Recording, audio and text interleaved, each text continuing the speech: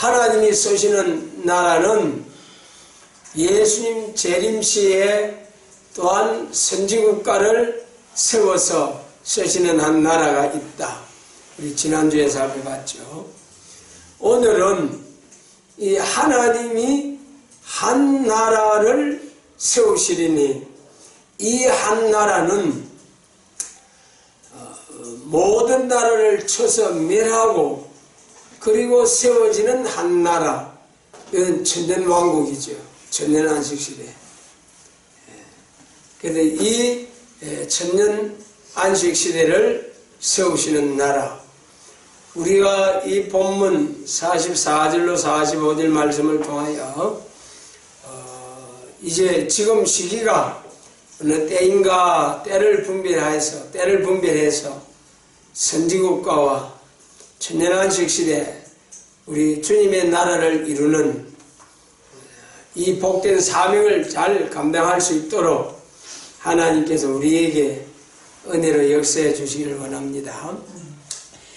다니엘서 2장 29절, 다니엘서 2장 1절 말씀 보면은 느부갓네살이 위에 있은 지 제2년에 꿈을 꾸고 그랬어요.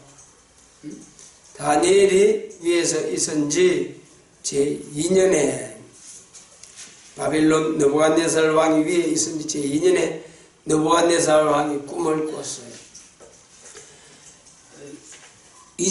다니엘서 2장 29절에 보면 느부갓네살 왕이 침상에서 장래일을 생각할 때에 그때 은밀한 것을 나타내시는 이가 장래일을 왕에게 알게 하셨사오며, 이렇게 다니엘 선지자가 느부갓네살 왕에게 알려줍니다. 그 느부갓네살 왕 제2년이니까는요 포로되어 간 지 얼마 되지 않은 시점이에요. 1장에서 느부갓네살이 왕이 유다에서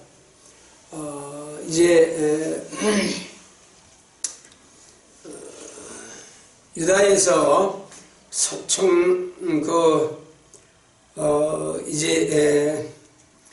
흠이 없고 아름다우며 재주를 통달하며 지식이 구비하고 학문에 익숙하고, 그래서 왕궁에 모실 만한 소년들을 데리다가 왕족과 귀족 중에서 그래가지고 이 느부갓네살 왕이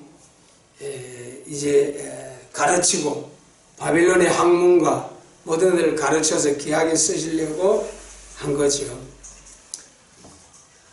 그런데 이 느부갓네살 왕 제2년에 장래일을 생각할 때 오늘 여러분 우리도 생각하는 사람이 돼야 됩니다.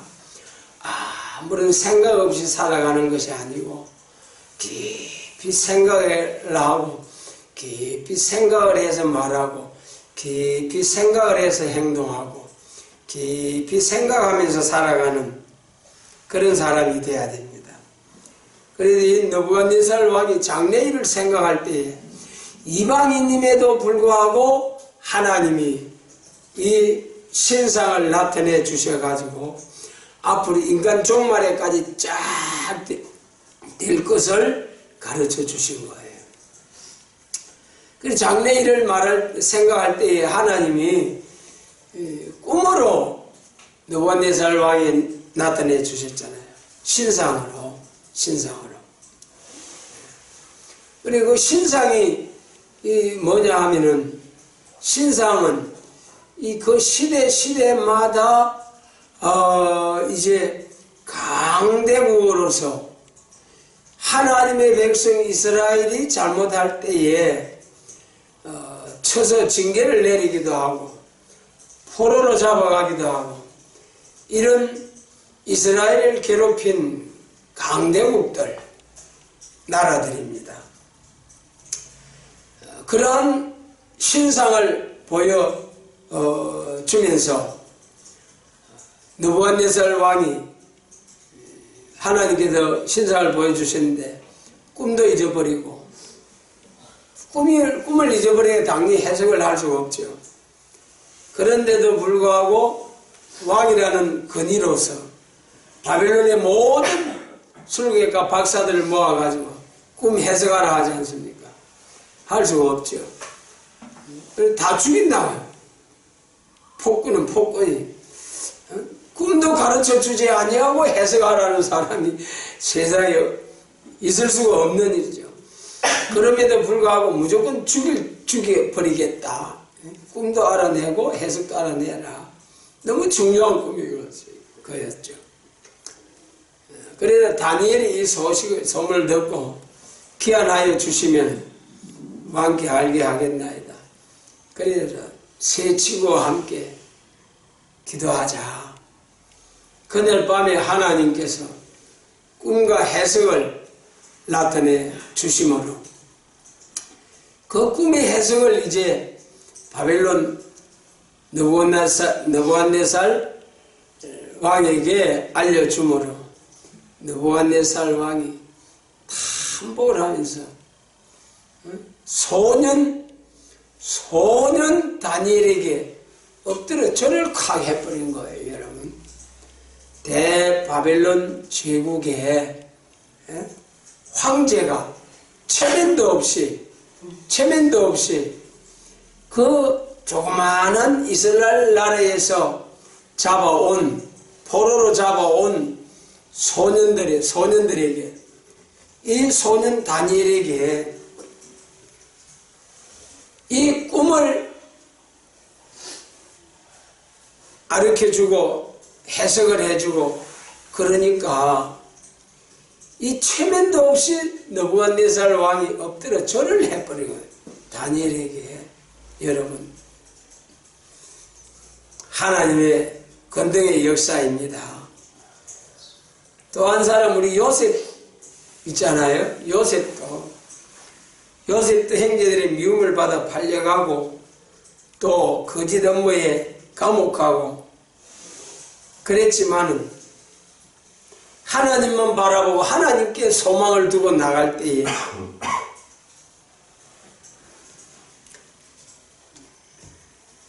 17에 포로되어 가가지고 30에 총리가 되지 않습니까? 다니엘은 30 되기 전에 아마 총리가 되었을 것 같아요. 그래도 어쨌든 참 이렇게 하나님은 하나님의 지혜가 오면은 하나님이 지혜를 주시면은 능력의 사람, 권능의 사람, 지혜의 사람 순식간에 이제 사람이 변할 수 있다는 거예요.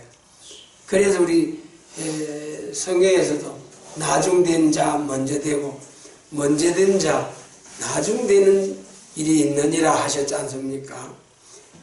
그래 그 말씀을 생각하면은 우리는 어느 누구 하나라도 무시할 수가 없고 참으로 인격적으로 우리가 사람을 대해야 되겠다.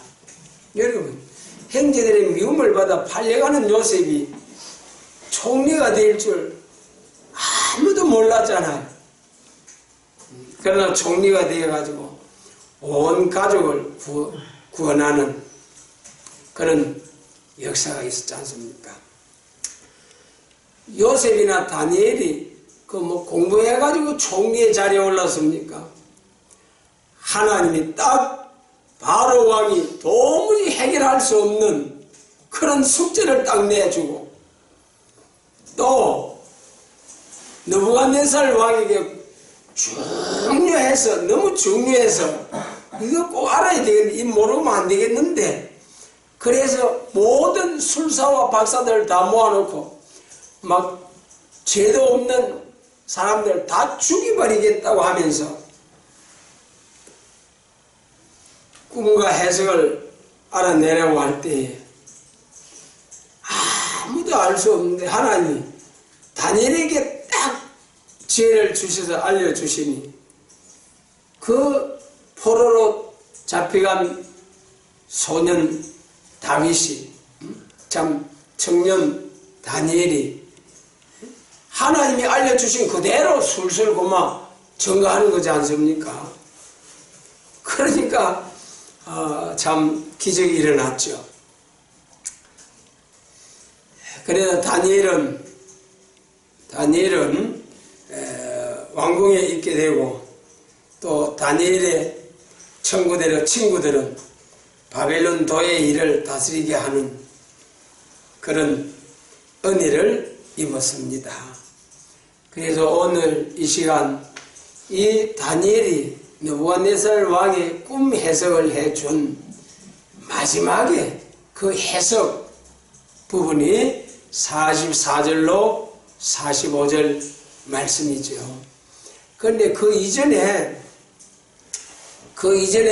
이 40절 41절부터 보면은 철과 흙이 토기장의 진흙과 얼마는 철이 양발이 철과 진흙이었는데, 이것이 섞이기 위해서 섞이려고 한다는 거예요. 그러나 철과 진흙이 합하지 아니함이 철과 진흙이 합하지 않음과 같으리이다 했어요. 여러분, 철과 진흙 아무리 섞어도 철은 철이요 흙은 흙이요, 철이 섞이지 않는다는 거예요. 그러한 시대에 44절에 하나님의 한 나라를 세우시리니 영원히 망하지도 아니할 것이요 그 국권이 다른 이에게로 돌아가지도 아니할 것이요 도리어 이 모든 나라를 쳐서 멸하고 영원히 설 것이라. 할렐루야. 여러분, 이 비밀이 크지요. 그리고 신상이 시대마다 이스라엘을 괴롭힌 강대국이라고 했죠. 그러니까 강대국은 한마디로 우상이라는 거예요. 힘있는 강대국은 우상이라는 거예요. 우상에 불과하다는 거예요. 거기에 참 생명이 없다는 거예요. 하나님이 없는 그런 곳에는. 그래서 이 신상이 마지막 발의 시대에 와가지고는 이제는 산에서 뜬 돌이 나타나서 발을 치니까 기와 같이 날라버리고, 우상을 친 돌은 태산을 이루어 모든 나라를 쳐서 멸하고, 또 이제 온 세상에 가득하리라고 하셨어요. 이 비밀이 크죠. 그래서 보통 이 신상에 대해서 금머리는 바빌론이요 그래 해석했죠. 그런데 이제 양발까지 내려오는 것은 해석이 일치해요. 바벨론, 메데파사, 헬라, 그 다음에 로마. 오늘 많은 교회들은 다 로마까지로 보고 있죠. 종아리가 로마까지, 동로마, 서로마. 그 다음에 이제 거기서 한 단계 더 내려가서 봐야 하는 것이 철과 흙이다. 이 철과 흙의 시대에 뜬돌이 나타나서 세상을 쳐서 날려버리고 영원히 망하지도 아니할 나라를 세운다. 그 말씀이잖아요. 그러니까 철과 흙의 시대를 잘 분별해야 되는 거예요. 다시 말씀드리면 이 철과 흙의 시대가 오늘 우리가 살고 있는 이 시대다. 예수님이 재림하실 그러한 시대다. 로마 시대에는 초림주로 오셨고, 이제 철과 진흙의 시대는 재림하시면 심판의 주로 오실 때에 될 일이다. 그걸 말씀하신 거예요. 그러면은 하나님이 한 나라를 세우신다. 아까 처음에 말씀드린 바와 같이 항상 하나님이 들어서시는 나라가 있었는데, 구약 시대는 이스라엘, 신약 시대는 영적 이스라엘로 이제 저 하나님 믿는 백성들이 한 나라의 백성, 하나님 나라의 백성이죠. 그 다음에 예수님 재림하실 때 또 한 나라 선진국가를 세워서 세계적인 복음운동을 하게 하신다는 예언의 말씀이죠.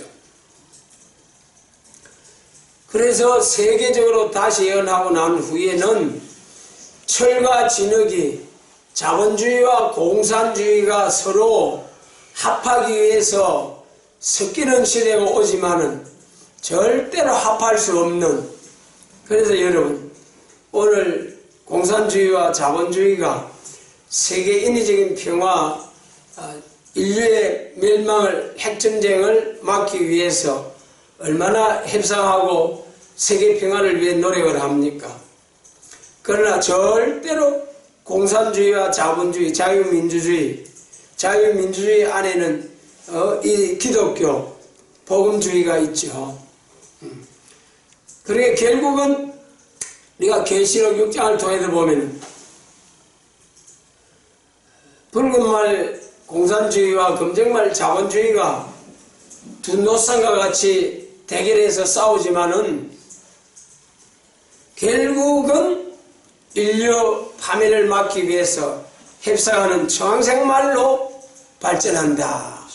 검정말과 붉은 말이 협상함으로 청황색말이 되어가지고 기독교 백마탄자를 대적하는, 그러니까 결국은 나중에 붉은 말, 검정말, 청황색말과 흰말 탄자와의 싸움이 되는 거죠. 처음에는 서가랴 6장에 보면은 남방에서 흰말과 검정말이 있고 북방에서 어룽지고 건장한 말이 있고, 그랬어요. 이거 확실히 구분이 되는 거예요. 그런데 나중에 이것이 두루 섞이며 평안하고 정원하다이다 할 그때는 그 두루 섞이면서 협상하면서 여러분 계시록 7장 1절과 같이 땅과 바다가 피해를 당할 수밖에 없는 무력 준비가 완비되었는데 완전히 땅과 바다를 파멸시켜 버릴 수 있는 너무 엄청난 무력이 완비됐을 때 오히려 자기들이 만든 그 무력에 의해서 두려워서 바람찜을 붙잡게 되는, 바람을 불지 못하도록 바람찜을 붙잡게 되는, 바람찜을 붙잡는다는 게 협상이죠. 그래서 강대국들이 바람찜을 붙잡게 되는 그때가 온다. 그래서 서가랴 6장에서는 남북이 두루 다니게 되고 서가랴 1장에서 두루 다녀보니 평안하고 정원하더이다. 평안하고 정원하더이다 할 그때에 천사가 뭐라고 외쳤습니까? 70년이 찼나이다. 70년이 차고 그때 하나님이 예루살렘에 이스라엘에 다시 돌아오심으로 예루살렘이 넘치도록 풍부하리라. 할렐루야. 이 비밀이 크도다 여러분. 그래서 결국은 저 중동 기독교 종말에 중동 지역하고 동북아시아하고 아주 이제를 통해서 하나님이 일하시게 되는데, 동북에서는 동방역사가 일어날 것이요 저 중동에서는 남방왕이 북방왕을 먼저 침으로 중동전쟁이 일어나서 3분의 1이 죽는 전쟁이 일어난다는 것이 계시록 9장입니다. 그래서 이와 같은 엄청난 전쟁이 중동전쟁뿐만 아니라 아마겟돈 전쟁을 통해서 멸망의 비로 소재하듯이 계시록 18장과 같이 일시간에 불로서 세상을 확 살라버리는 그런 심판날이 온다는 거예요. 그래서 세상 사람들이 자세히는 알지 못해도 모두 두려움이 임해가지고 야 이제 세계적인 핵전쟁이 일어나면 다 죽는다. 어쨌든 그런 인류 파멸적인 파멸을 몰고 올 전쟁을 막아보기 위해서 평화의 40일이 두루 다니면서 평화 거짓 평화를 노래한다 했지 않습니까?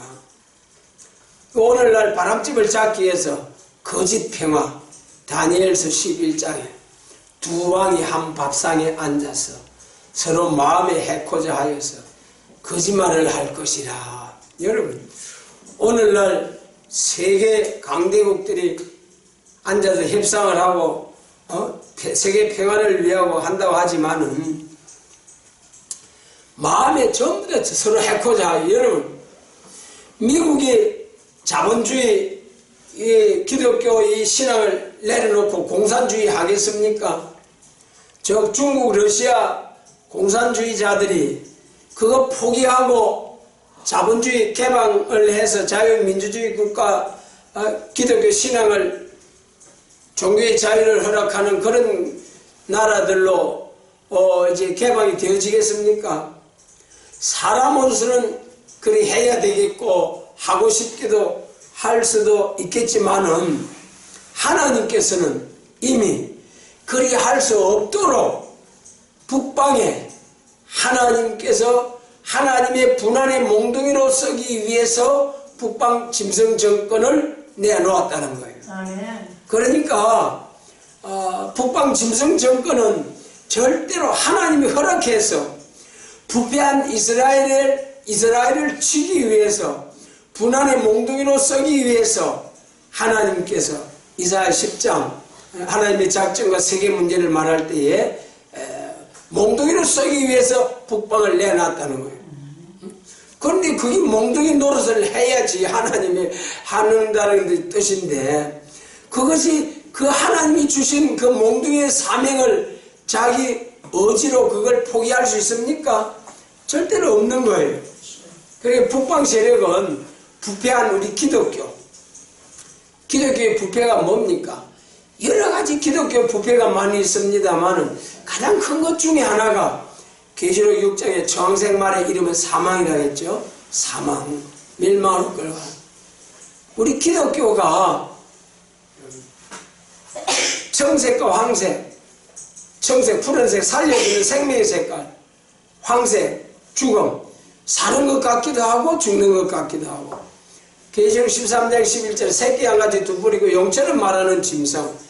야, 열이 보면 새끼 양 같아가지고 기독교 같고 열이 보면은 용이 말을 하고 이상한 짐승이 나와가지고 이제 미혹을 하는 그런 미혹의 세상에 온다는 거예요. 정말 분별하기 힘든 세상에 온다는 거예요.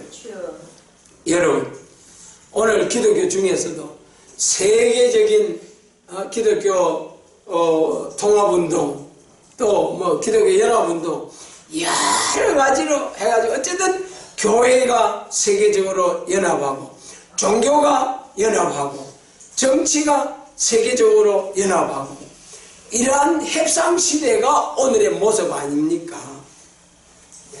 어쨌든 살아남아 보려고 그래 협상을 하는데 실상은 이 협상이 말이죠.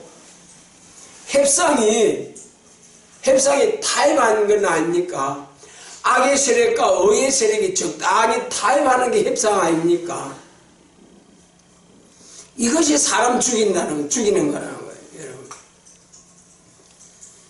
우리 기독교 종말론에서 이사야 2장이나 미가서 4장을 보면 천국 복음이 전해지고 그 다음에 야곱에도 심판의 복음이 예언의 말씀을 다시 예언하고 그 말씀대로 강한 이방을 판결하고 다시는 전쟁을 연습지 아니하는 평화왕국이 온다. 이것이 확실한 하나님의 예언의 말씀이에요. 분명히 예수님의 재림과 심판과 남은 자들, 악인들을 심판하고 남은 자들에게 평화왕국, 참된 평화왕국을 주신다는 것이 하나님의 확실한 예언의 말씀이잖아요.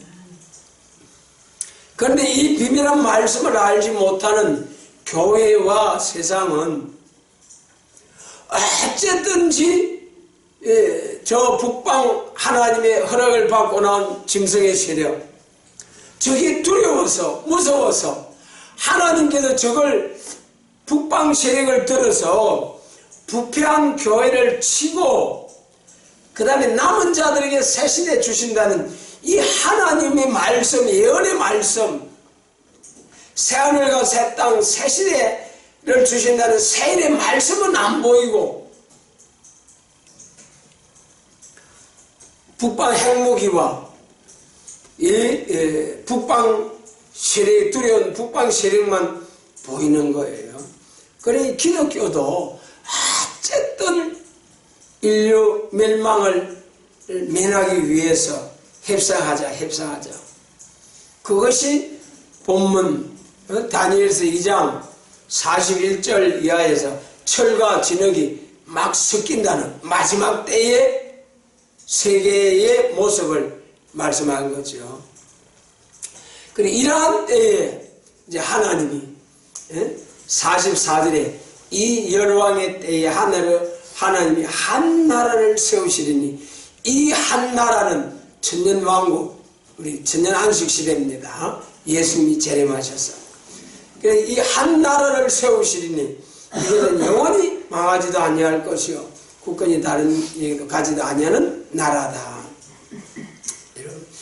이 한 나라를 세운다는 이 나라에 대해서는 우리 계시록 20장이 바로 여기서 말씀하신 한 나라입니다. 우리 이제 계시록 20장에 가서 보겠습니다. 계시록 20장, 요한 계시록 20장 말씀 보겠습니다.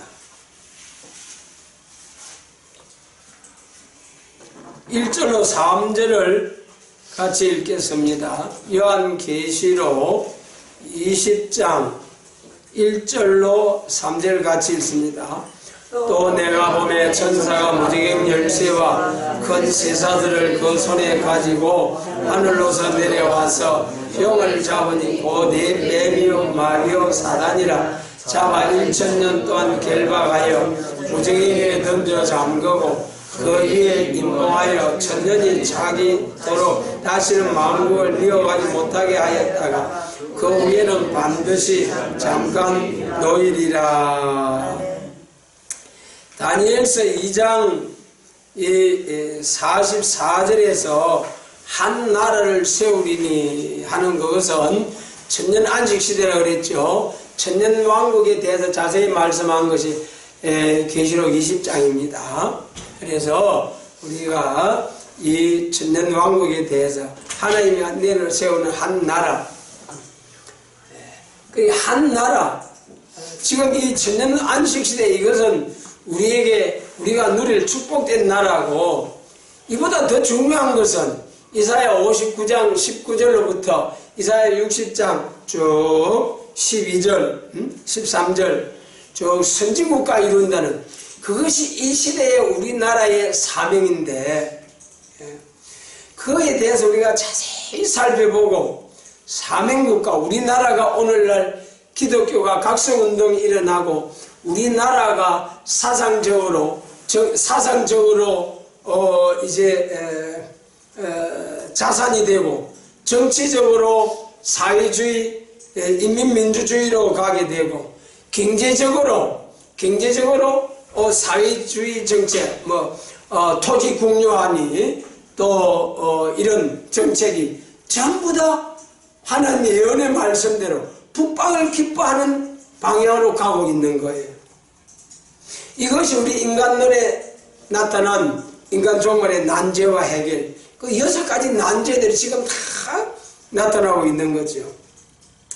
이러할 때 이 모든 난제들을 해결하고 나갈 수 있는 것이 예언의 말씀이다. 예언의 말씀. 그 예언의 말씀이 곧 동방에서부터 참 말씀의 빛을 들고 나와서 세계적으로 다시 예언하는 선진국가를 통하여 하나님이 일하시겠다는, 그것이 예수님 재림 직전에 혼란한 시기에 선진국가를 들어서 서시겠다는, 신과 말씀이 임하는 종들을 들어서 서시겠다는 선진국가, 우리나라의 소망이고요.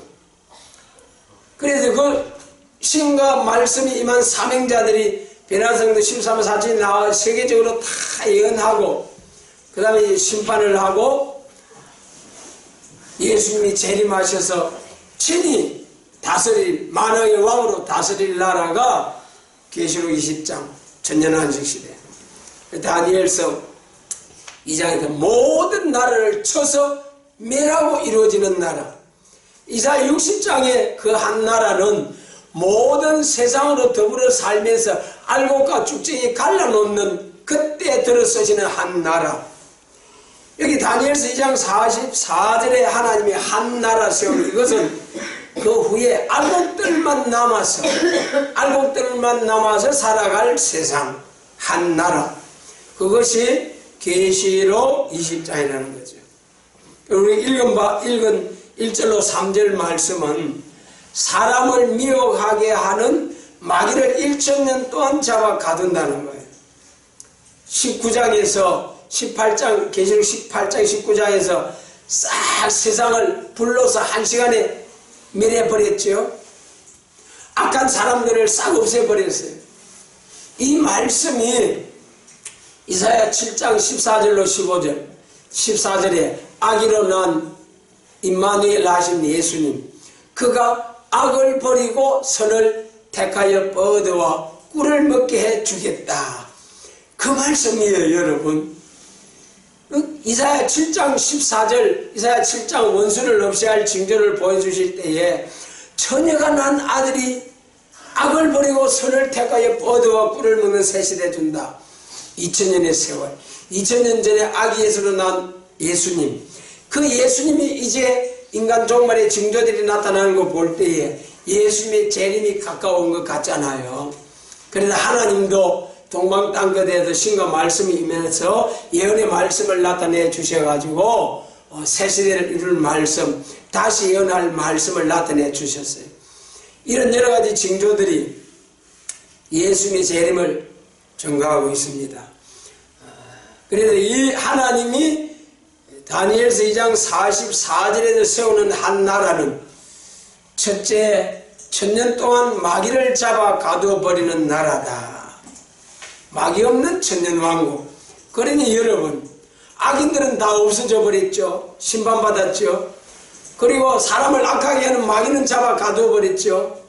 그러니까 1000년 동안 다시는 눈물, 고통, 슬픔, 질병, 죽음이 없는 천년 그리스도의 왕국이다. 그 말씀입니다. 그 다음 4절을 같이 읽습니다. 4절로 6절까지 같이 읽습니다. 계시록 2장 4절 6절. 또 내가 보좌들을 보니 거기 앉은 자들이 있어 심판하는 권세를 받았더라. 또 내가 보니 예수의 증거와 하나님의 말씀을 인하여 목배임을 받은 자의 영혼들과 또 짐승과 그의 우상에게 경배하지도 아니하고 이마와 손에 그의 표를 받지도 아니한 자들이 살아서 그리스도로 더불어 1000년 동안 왕노릇하니 그 나머지 죽은 자들은 그 1000년이 차기까지 살지 못하더라. 이는 첫째 부활이라. 이 첫째 부활에 참여하는 자들은 복이 있고 거룩하도다. 둘째 사망이 그들을 다스리는 권세가 없고 도리어 그들이 하나님과 그리스도의 제사장이 되어 1000년 동안 그리스도로 더불어 왕노릇하리라.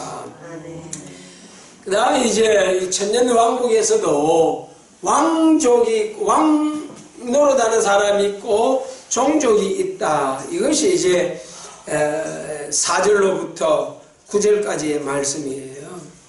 계시록 7장에서 입맞은 종과 셀 수 없는 큰 흰물이 영육 구원 두 종류의 구원이 있는 걸 말씀하셨죠. 그래 그 두 종류의 구원받은 사람들이 천년왕식 시대, 새 시대 천년왕국에 가가지고 살아가는 모습을 말할 때에 입맞은 종 사명자들은 왕노릇할 사람들이고 그들의 전도를 듣고 따라온 셀 수 없는 흰무리들은 종족이 될 사람들이에요. 그래서 이게 4절로 6절이 중요해요. 여러분, 이게 첫째 부활이거든요. 첫째 부활. 여기 분명히 첫째 부활에 참여할 사람들을 말씀해 놨는데 데살로니가전서 4장하고 고린도전서 15장 말씀 그것만 보고 첫째 부활이 오늘날 교회에 혼선되어 있다는 거죠. 여러분, 여기 4절에서 분명히 누가 첫째 부활에 참여한다 했습니까? 하나님의 말씀과 말씀을 인하여 목배임을, 예수의 증거와 하나님의 말씀을 인하여 목배임을 받은 자의 영혼들과 그랬어요. 예수의 증거와 하나님의 말씀을 인하여 목배임을 받은 자의 영혼들, 순교자들이죠. 그 다음에 또 누굽니까? 짐승과 그의 우상에 경배하지도 아니하고 이마와 손에 그의 표를 받지도 아니한 자들이 살아서, 여러분, 우상에 경배하지도 아니하고 이마와 손에 표를 받지 아니한 자들이 누굽니까? 누구예요? 14만 4천. 14만 4천뿐 아니죠. 종족들이 표 받습니까? 안 받습니까? 우상에게 절합니까? 안 합니까? 종족들도 우상에게 절하지 아니하고 표 안 받아요. 그런데 여기서 종족들과 그 입맞은 종과 종족들이 여기는 구분이 안 되고 무조건 우상에게 경배하지 아니하고 이마의 손에 표받지 아니한 자들, 이렇게 놓고 보면은 계시록 7장에서 입맞은 종과 흰무리가 다 포함이 돼서 우리가 표를 받지 않습니다. 그런데 그러면 그 표 받지 않는 사람들이 다 왕노를 하느냐? 그거 아니잖아요. 여기서 표를 받지 아니한 자들이 살아서 그리스도로 더불어 1000년 동안 왕노릇하니, 이 사람들은 입맞은 종 14만 4천. 이것이 곧 계시록 11장 7절로부터 12절까지 1260일 예언을 다 마치고 3일 반 쓰러졌다가 올라오라는 음성을 듣고 올리워가는, 3일 반 쓰러졌다가 죽은 자 같이 되었다가 다시 살아나서 새로운 생기를 받고 올라오라는 음성을 듣고 구름 타고 올리워가는 이 베나 성도들, 종족은 포함이 안 되죠. 표 안 받아도. 그래서 표 안 받은 사람 중에 베나 성도만이 살아서 그리스도로 더불어 1000년 동안 왕노릇 한다. 이것이 첫째 부활이라는 거예요. 그러니 여러분, 오늘날까지 2000년 동안 순교한 사람들만이 첫째 부활에 참여하고 베나 성도만이 첫째 부활에 참여해서 그리스도로 더불어 1000년 동안 왕노릇 한다는 확실한 예언의 말씀이 있는데도 불구하고 첫째 부활에 예수 믿고 죽은 모든 사람들이 다 첫째 부활에 참여, 다 왕노릇하고, 또 예수님 재림하실 때 살아남은 예수 믿는 모든 사람이 다 들림을 받고 완전히 거짓 선지의 말입니다. 그래서 4절로 6절까지의 말씀은 첫째 부활에 참여해서 왕노릇할 자는 부활 성도와 베나 성도에 국한된다. 첫째 부활. 그 다음에 7절로 9절입니다. 같이 읽겠습니다. 천년이 잠에 사단이 그 옥에 놓여 나와서 땅의 사방 백성 곡과 마국을 미혹하고 모아 싸움을 붙이리니 그 수가 바다 모래 같으리라. 저희가 지면이 널리 퍼져 성도들의 짐과 사랑하시는 성을 두르며 하늘에서 불이 내려와 저희를 소멸하고 저희를 미혹하는 마귀가 불과 유황못에 던지우니 거기는 짐승과 거짓 선지자도 있어 세세토록 밤낮 괴로움을 받으리라. 이제 천년이 참에 천년왕국이 다 되네. 여러분, 이 천년왕국에 대해서도 말이죠, 뭐 무천년설, 저천년설, 후천년설, 세대주의 왕국설 등등이 있고 합니다만 다 성경적이지 못해요. 오직 계시록에 나타난 이 7년 환란과 천년 왕국, 7년 환란, 계시록 11장, 12장, 13장 7년 환란이죠. 11장 전3년 1261년, 12장 후 3년 반 예비처 보호, 13장 후 3년 반 42달 짐승 통치 7년 환란 이것이 있은 후에 이제는 천년왕국이 온다. 그래서 이 천년왕국은 문자적인 천년왕국이에요. 그래서 천년 동안 마귀를 완전히 잡아 가두어 버리고 예수님께서 재림하셔가지고 만왕의 왕으로 통치하시는 천년왕국. 그래서 그 나라는 첫 번째 마귀 사단 용을 잡아 가두어 버린다. 마귀 참수가 없는 곳이다. 두 번째, 첫째 부활에 주님의 하나님의 복음을 위해서 순교자와 순교자 동무된 자들이 그리스도로 더불어 왕노릇하는 천년왕국이다. 그 다음에 천년이 끝나고 나면은 어떻게 되느냐. 6절로 7절로 10절 말씀입니다. 천년이 참에 천년 동안 가두었던 마귀를 잠깐 동안 내어서 한번 시험을 하는 거죠. 누구를 시험합니까? 천년왕국 안에서 태어난 사람들. 여러분, 공의로우신 하나님, 흙에서 난 사람을 한번 시험을 해서 순종할 때에 영생의 천국의 복을 주신다는 것이 창세기 3장 에덴 동산 선악과 사건이었어요. 그때부터 지금까지는 전부 다 마귀하고 막 씨름을 하면서 막 이래가지고 싸워 내려왔습니다. 근데 천년왕국에서는 마귀 없는 왕국이기 때문에 한 번도 마귀 참소를 당하지 않았어요. 그러니까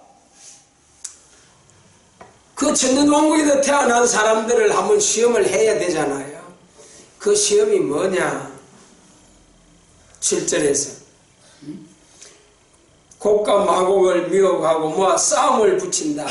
이게 곡과 마곡이 천년왕국 안에서 태어난 사람, 그 중에서도 종족들이 5개월 환란 때 막 쏟아져 들어오고 한 그 종족들의 자손들,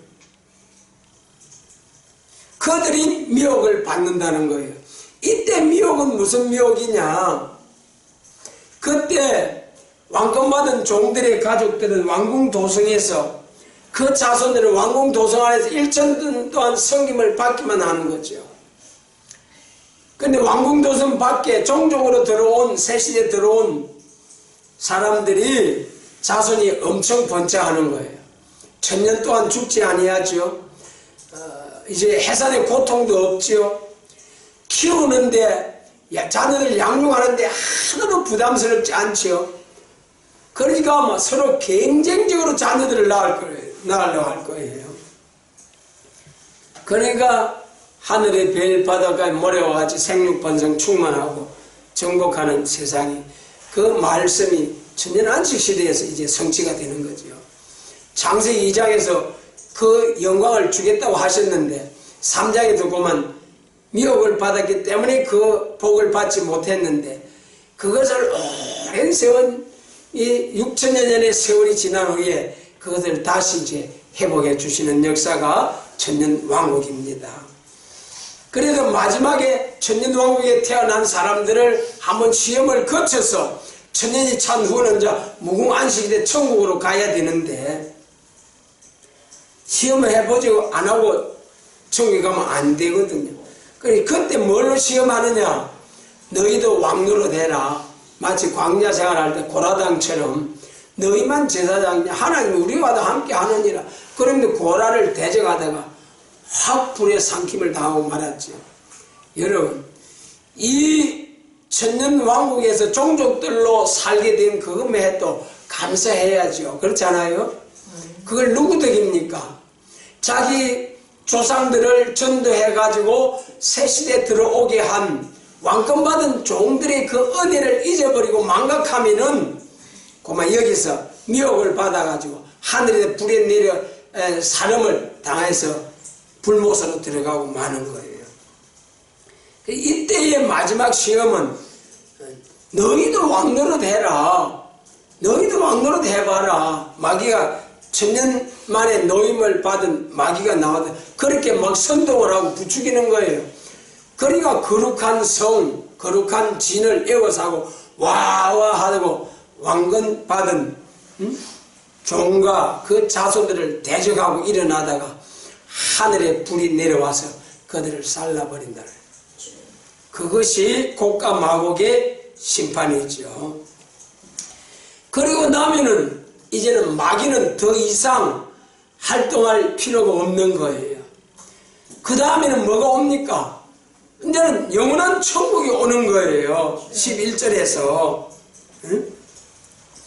그래서 10절에서 이제는 이제 하늘에 불이 내려서 소멸을 하고 10절 저희를 미워가는 마귀가 불과 유황못에 던지우니 거기는 짐승과 거짓 선지도 있어 세세토록 밤낮 괴로움을 받으는 영원한 지옥. 이때 이제 영원한 지옥과 천국으로 갈라지는 거죠. 그래서 이 하나님이 다니엘서 2장 44절에서 한 나라를 세우리니 그 한 나라는 천년 안식시대다. 그래서 우리는 이제 새해 들어서 우리 첫 번째로 본 것은 하나님이 동방 땅끝에 나라를 들어서 한 나라를 들어서 사명국가를 쓰시겠다. 그 다음에 또 하나님이 한 나라를 세우시는데 그것은 모든 나라를 쳐서 없애버리고 주시는 지상낙원 평화왕국이다. 그에 대해서 우리 서측에 나타난 것을 보면은 천년왕국에는 첫째 의로 통치한다는 거예요. 우리 이사야 32장이니까 어려운 통치. 그 어려운 통치는 어떻게 되느냐? 마귀 미혹이 없다. 백성이 다 어렵게 된다. 악한 짐승도 없어진다. 다시는 전쟁이 없다. 할렐루야. 그 다음에 어려 통치가 있고 생활면에 있어서도 복된 생활을 한다는 거예요. 어떻게 복된 생활이 되느냐? 에덴 동산이 회복된 이사야 35장 사막이 백합밭과 같이 피어서 참 사람이 범죄함으로 땅이 저주받았는데 이제는 입맞은 종 베나 성도가 나와서 승리함으로 이제 저주받았던 땅이 회복이 되어지고 그러니까 농사하지 않아도 풍성한 고산 줄야에도 막 주렁주렁 열매가 맺혀서 얼마든지 제값으로 오는 고생수고 하지 않아도 절로 그때는 백곡이 가득하다고 했잖아요. 풍성한 물질이 있고 그 다음에 복된 생활 세 번째 극도로 즐거운 생활. 여러분 이야 우리 이사야 60장에서 열방과 열쪽이 돌아오는 그날에도 얼굴에 희색을 바란다고 했는데 이 천년 안식시대에 들어가서 그때 그 나라 선지국가도 모든 슬픈 괴로움을 잊어버리고 얼굴에 희색을 바란다고 했는데 천년 안식시대에 그거 들어가들 얼마나 감격스럽겠습니까? 극도로 즐거운 생활 또 나무의 수확과 같이 장수의 생활 몇 년 삽니까? 전부 다 천년. 이 세상에서 50년, 100년 살고 간 사람은 1100년을 살게 되겠네요. 여러분, 장수의 생활. 그 다음에 세 번째는 인구가 극도로 번창해진다. 인구가 안 죽고 생육 번성만 하게 되니까. 새시대에 들어가는 사람은 백성 중에도 두 가지. 그래 왕권으로 들어가는 자가 있고 종족으로 들어가는 자가 있다. 종족으로 들어가는 자 중에도 왕족의 종족은 왕궁도성에서 왕과 함께 살 것이요 입맞은 종의 전도를 받고 따라온 자들은 왕궁도성 밖에서 살게 된다. 그래서 종족으로 들어가도 차이가 있다. 사망이 없는 새시대이므로 극도로 번창하게 된다. 그때 비로소 하늘의 별 바닷가 모래와 같이 된다. 그 다음에 마지막으로 천년 안식시대는 네 번째 자연계의 변천이 온다는 거예요. 추위도 없고 더위도 없고 적당한 비와 이슬이 내린다. 그 다음에 기후가 변천돼 아무런 피해가 없다. 추워서 죽고 더워서 죽고 그런 게 없다. 자연히 열매를 맺게 되므로 그 열매를 먹어도 조금도 부족함이 없다. 여러분 그때는 먹기 위해서 일하고 배가 고파서 먹는 것이 아니라 그냥 즐거움으로